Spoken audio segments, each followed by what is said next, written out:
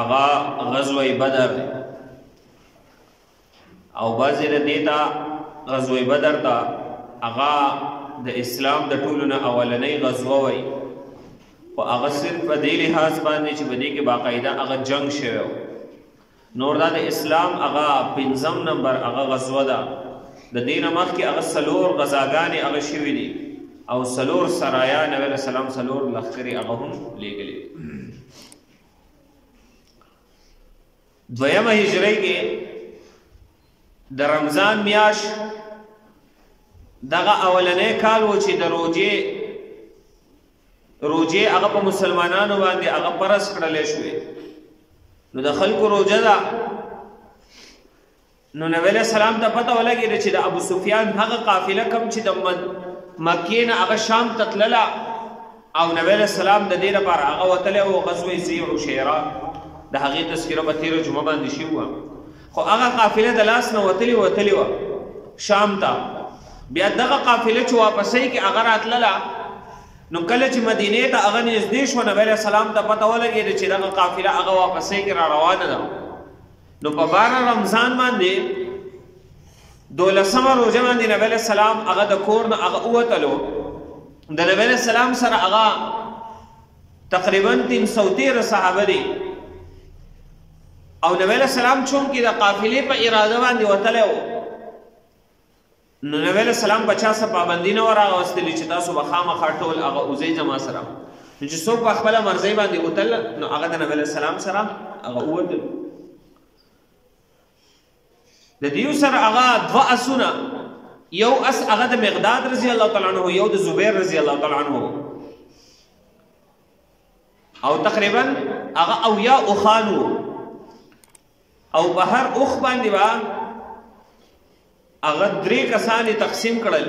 چې تاسو به هغه مزل کوئ 3 کسان یعنی په نمبر باندې به هغه تاسو مزل کوئ په دې باندې نو د نبی علیہ السلام سره په نمبر کې ابو لبابه رضی الله تعالی عنہ او حضرت علی رضی الله تعالی عنہ د نبی علیہ السلام سره په نمبر کې راغلل نو کله چې د نبی علیہ السلام د پیدل تلو نمبر راغی نو ابو لبابه او علی رضی الله تعالی عنہ دی با نبی علیہ السلام ته ویل چې الله رسول موږ په پیدل لاړ شو تاسو چې دین هغه په اوخ باندې کېنه مرا کوزيږي نو نبی علیہ السلام ورته تاسو زمانه زیات طاقتور خو نه زنه تاسو نه هغه کمزور ہے او نه دا چې بس زمازه ثواب ته ضرورت نشته او تاسو ثواب ته ضرورت ده نو لہذا په نمبر باندې به هغه زو څنګه چې تاسو نمبر دې دغه شندما نمبر په نمبر باندې به هغه تکو نبی علیہ السلام چې کله بیر عنبد هغه ورسېدو چې دغه ځای تقریبا د مدینې نه هغه د 1 میل په فاصله کې دی نو نبی علیہ السلام د لښکر هغه جایزه واخیستله په دغه لښکر کې چې کوم ماشومان و کم سینه و نبی علیہ السلام هغه د دې نه واپس کړل دغه ځای نه هغه واپس ولېږل بیا مخکې چې دی نه هغه روان شول کله چې بیا مقام روحا ته ورسېدل نو مقام روحا کې نبی علیہ السلام ابو لبابه رضی الله تعالی عنہ هغه هم واپس کو او هغه ته د مدینه هغه جانشینی هغه حواله کړ چې دما په ځای په مدینه کې هغه ته مشری التکفات شي ایثار شه او دغه ځای نه نبی علیہ السلام او دی روان شو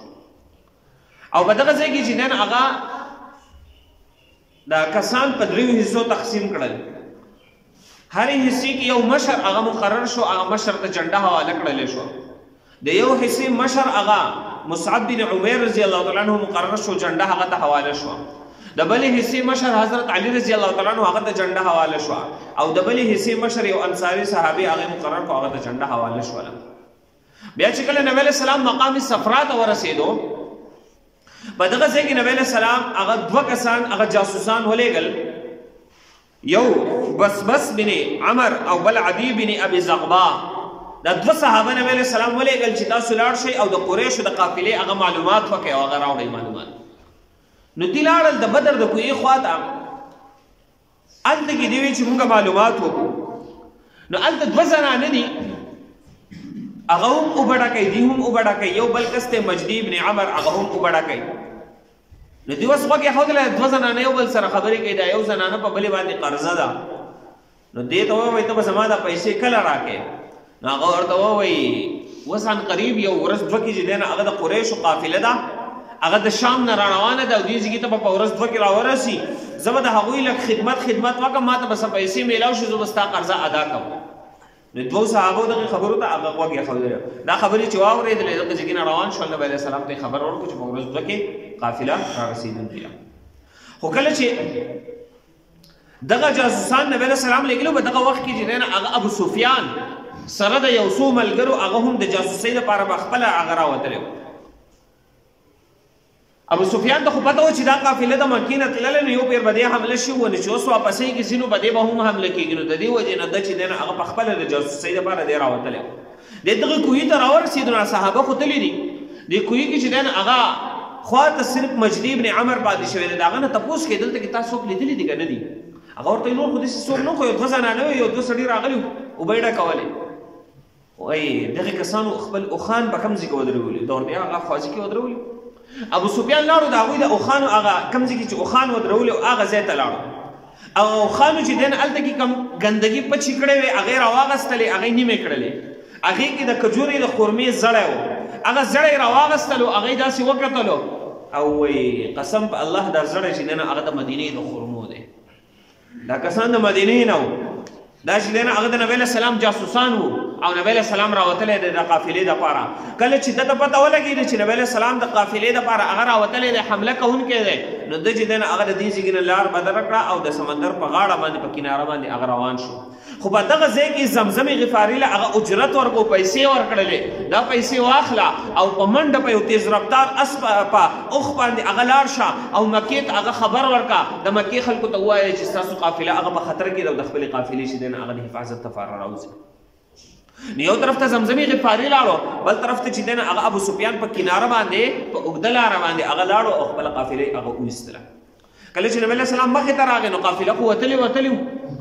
هلته چې دی نه هغه زمزمي غفاري هغه کله مکې ته رسي د دې نه مخکې د نبي علیه السلام ترور عاتکه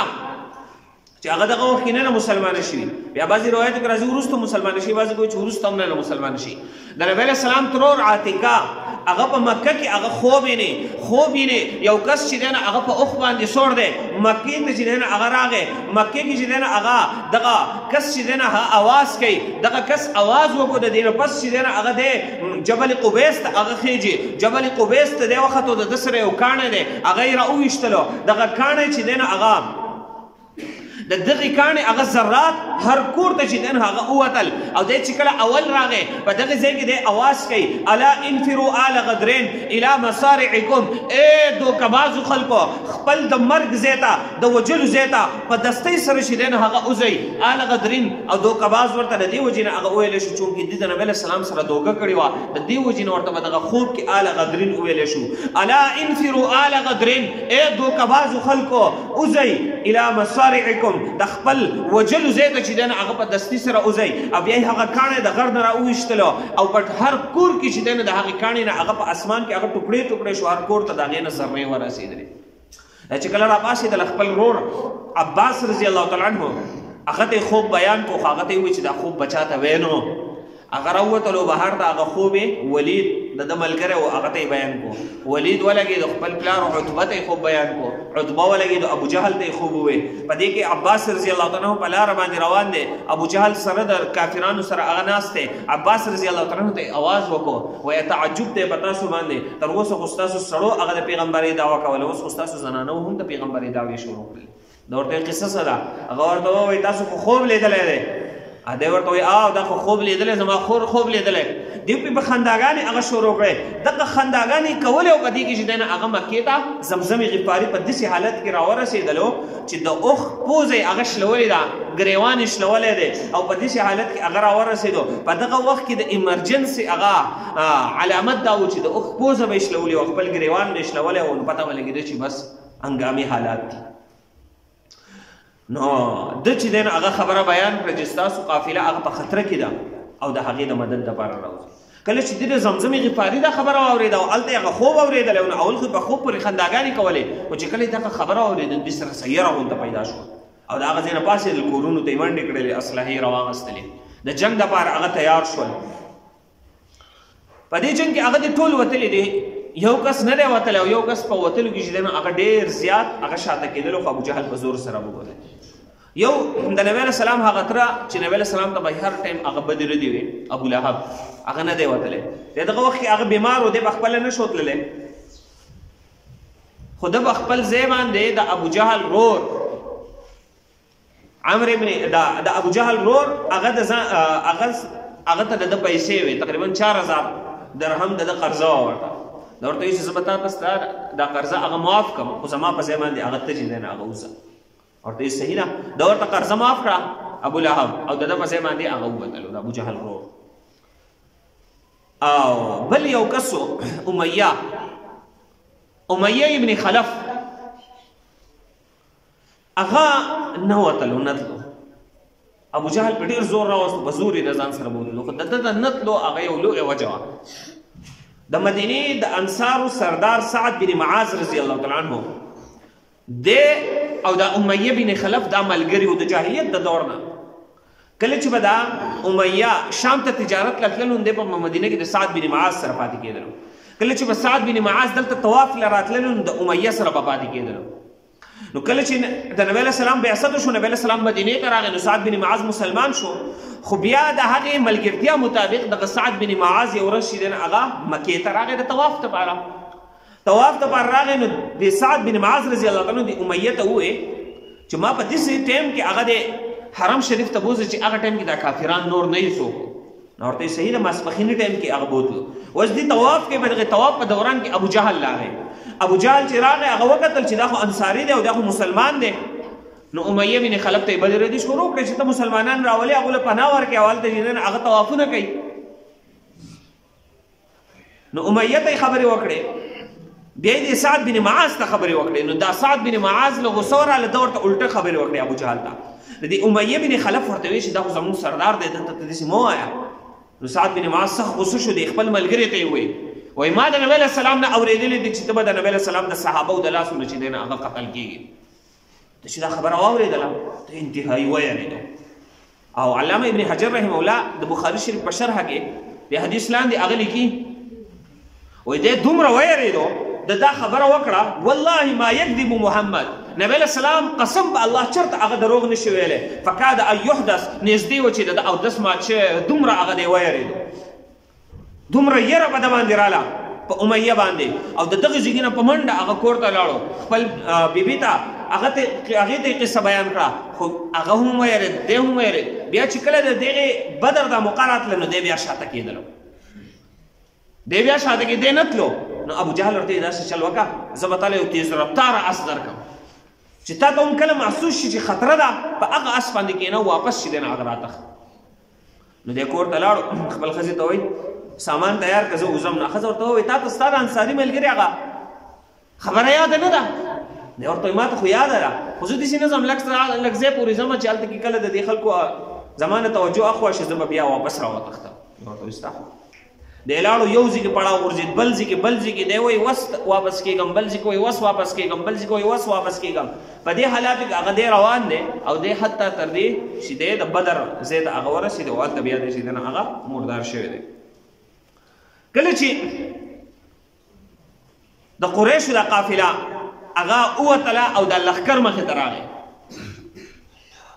نو ګوره نبی علیه السلام او صحابه او بیا خصوصي انصار نبی علیه السلام چې کله هجرت کوم د انصارو سره معاهده دا شوه چې تاسو به د نبی علیه السلام حفاظت کوئ عباس رضی الله تعالی عنہ ورته هلته خبره هم کړې وه کله چې هغو بیعت کوو مکه کې نو عباس رضی الله ورته ویلو که تاسو حفاظت کولی شئ نو بوځئ که نه شئ نو ګورئ نبی علیه السلام به د ځان سره نه بوځئ نو د نبی علیه السلام معاهده خو د انصارو سره په دې شوه چې تاسو به د نبی علیه السلام حفاظت کوئ خو معاهده په دې نه وه شوې چې تاسو به د نبی علیه السلام سره بهر ته راوځئ او جنګ به کوئ د کافرانو سره نو نبی علیه السلام چونکې د قافلې دپاره راوتلی و مخې ته صورتحال بدل شو قافله ووتله مخې ته لښکر راغی نو اوس خو د جنګ صورتحال و نو نبی علیه السلام خپل صحابه راجمع کړل د صحابو نه مشوره اخلي اشیروا علی ایها الناس اے خلکو ما ته مشوره راکئ. په دغه ټیم کې ابوبکر عمر رضی الله تعالی عنہ پاسېدل. هغوی ډېر چې دی نو هغه د جان نثارۍ هغه مظاهره وکړله. ای د الله رسوله موږ هر ټیم هغه ستا سره هغه ملګري یو. په دې کې نبی علیه السلام هغه بیا اعلان وکړو اشیروا علی ایها الناس اے خلکو ما ته مشوره راکئ. په دې کې چې دی نو هغه نور صحابه پاسېدل. هغوی خپله مشوره چې دی نو هغه ورکړه. نبی علیه السلام بیا چې دی نو هغه مطالبه کوي اشیروا علی ایها الناس اے خلکو ما ته مشوره راکئ. په دې کې مقداد رضی الله تعالی عنہ هغه پاسېدو. امضي لما امرك الله اے د الله رسوله زه څنګه چې تا ته د الله حکم دی هغه طرف ته چې دی نو هغه ځه. فنحن پس مونږ چې یو معک مونږ به ستا سره یو. والله لا نقول كما قالت بنو اسرائیل په الله قسم مونږ به هغه خبره نه کوو لکه څنګه چې بني اسرائیلو هغه مخې ته لښکر راغی. موسی علیه السلام ته مطالبه کوي د دغې خلکو سره هغه مقابله کول غواړي. بني اسرائیلو جواب ورکړو اذهب انت وربك فقاتلا انا هاهنا قاعدون. ته لاړ شه ستا رب دې لاړ شي مونږ چې دی نو هغه به دلته ناست یو. ځکه دغه عمالقه قوم دی دا انتهایي هغه طاقتور قوم دی. مونږ د هغوی سره د مقابلې طاقت نه لرو. نو مقداد رضی الله تعالی عنہ وایي ای د الله رسوله څنګه چې بني اسرائیل موسی علیه السلام ته خبره کړې وه مونږ هغه شان نه یو چې د بني اسرائیلو هغه جواب درکو بلکې زمونږ جواب به هغه دی اذهب انت وربک. ته لاړ شه ستا رب دې هم ستا سره هغه ملګری وي مونږ به هم ستا سره چې دی نو هغه تلونکي یو. مونږ د بني اسرائیلو په شان جواب هغه نه ورکړو. خو مقداد رضی الله تعالی عنہ هغه هم چونکې مهاجر و. نو نبی علیه السلام بیا اعلان کوي. نبی علیہ السلام بیا आवाज کوي اشیروا علی ایها الناس اے خلکو ما ته مشوره راکئ. په دې کې سعد بن معاذ رضی الله تعالی عنہ چې د انصارو هغه سردار دی هغه پاسېدو او نبی علیہ السلام ته ای الله رسوله ما ته داسې ښکارېږي لکه ستاسو مشوره چې زموږ انصارو طرف ته ستاسو هغه توجه زموږ انصارو طرف ته ده مطالبه زموږ نه ده. نبی علیہ السلام وایي او زما مقصد هم دغه انصار دي چې ما ته انصار هغه څه جواب راکړي چې دوی په دې باره کې هغه څه وایي. نو په دې کې چې دی نو هغه سعد بن معاذ رضی الله تعالی عنہ چې د انصارو هغه مشر دی هغه پاسېدو او یو والهانه تقریر کوي. په هغې کې وایي یا رسول الله ای د الله رسوله قد آمنا بک مونږ خو په تا باندې ایمان راوړی دی وصدقناک مونږ ستا تصدیق کړی دی وشهدنا او مونږ ګواهي ورکوو ان ما جئت به هو الحق تا چې څه راوړي دي مونږ ته هغه حق دی. واعطیناک علی ذلک عهودا او مونږ ستا سره په دغه باندې وعدې کړي دي ومواثیقه او مضبوطې وعدې یې کړي دي علی السمع والطاعه دا چې ستا خبره به هغه اورو د هغې به هغه اطاعت کوو. ولعلک یا رسول الله او شاید ای د الله رسوله خرجت لامر ته خو د یو کار دپاره راوتلی یعنې راوتلی د قافلې دپاره وې فاحدث الله غیره الله پاک د هغې نه علاوه چې کوم هغه مقرر کړې وه قافلې لاړه مخې ته هغه لښکر چې دی نو هغه راغی. نو راوتلي خو موږ د یو مقصد دپاره وو اوس چې دی نو هغه بل مقصد هغه مخې ته راغی. نو لهذا فاحدث الله غیره فامضي لما شئت ستا چې څه خوښوي هغه طرف ته چې دی نو هغه تاسو تللی شئ. وصل حبال من شئت او ته چې د ځان سره څوک ملګري کول غواړې هغه د ځان سره ملګري کا.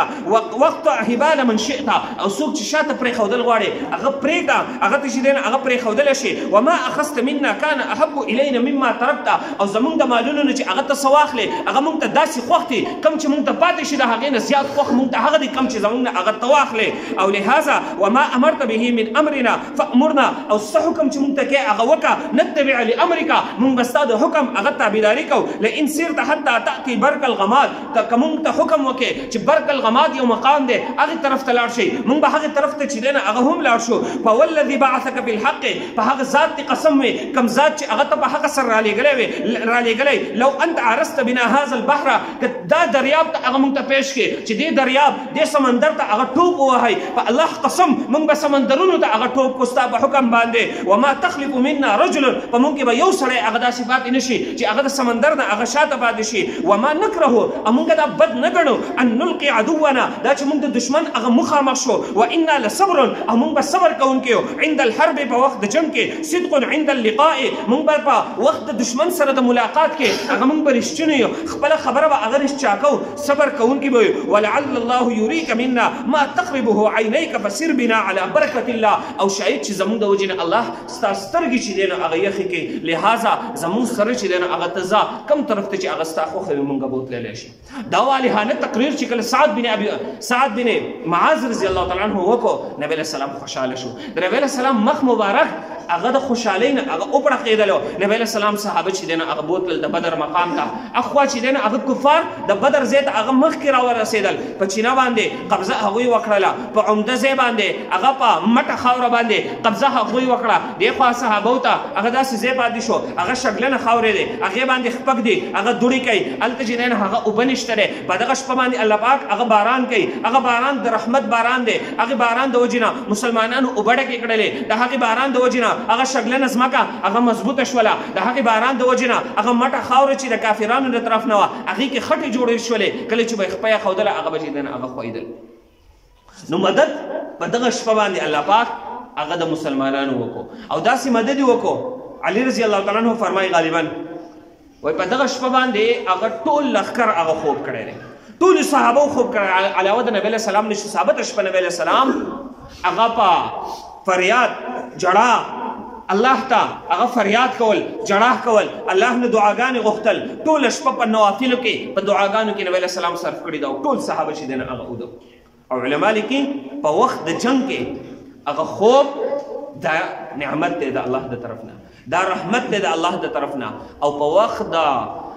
تلاوت کې، په وخت د وعظ نصیحت کې خوب دا شیطان د طرف نه دی. او په وخت د جنگ کې چې دا د یری موقع ده په دې کې خوب راتل د الله د طرف نه دی. چې انسان باندې به دغه شپه کې خوب راشي، د خوب وکړي، د زړه چې دی نه هغه مطمئنه شي، د جسم هغه په آرام باندې شي، د سهار ته چې دی نه هغه ښه چست هغه ښه برابر وي، ښه چې دی نه هغه تکړه وي. نو په دغه شپه باندې دویم مدد د الله د طرف نه هغه دغه راغی چې الله پاک په دې باندې هغه خوب تاریک کړو. بل طرف ته کافرانو پسې شیطان راځي، د هغه چې دی نه هغوی لښکر زیاتېږي. دې طرف ته هغه فرشتې راځي، د مسلمانانو هغه لښکر زیاتېږي. مخې ته واقعه انشاءالله آینده جمعه باندې